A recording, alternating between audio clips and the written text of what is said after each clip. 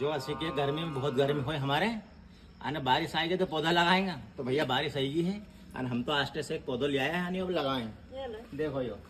ये हमारी मामी जी भी इनके बती थी भैया ऐसी की हेली की आई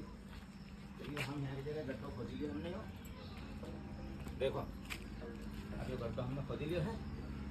इन्हें गड्ढा में लगाएंगे भैया। ये गड्ढो खोद लिया थोड़ा सा और उंडो कर लाए हैं में लगा दिया है तो गर्मी के जो रोना गाया करें रोना गर्मी हो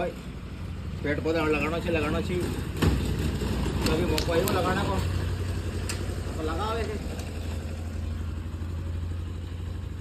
अभी हम ये फाड़ फोड़ के लगे रोक दो साइड में तो और अरे गाड़ रही है भैया ये कहते ये कीड़ा था कल ये कीड़ा हम खाद दिया हमें नीचे पटक दियो अने बे हिटी की पन्नी यो है तमारो कहीं के हो गए नारियल को पेड़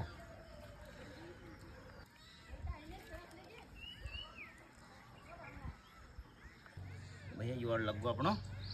नारियल को पेड़। अब हमने तुम्हारो कर्म कर दियो अब तुम्हारे गर्मी लगे तो तुम भी तुम्हारो कर्म कर जो पेड़ लगाओ जीवन बचाओ।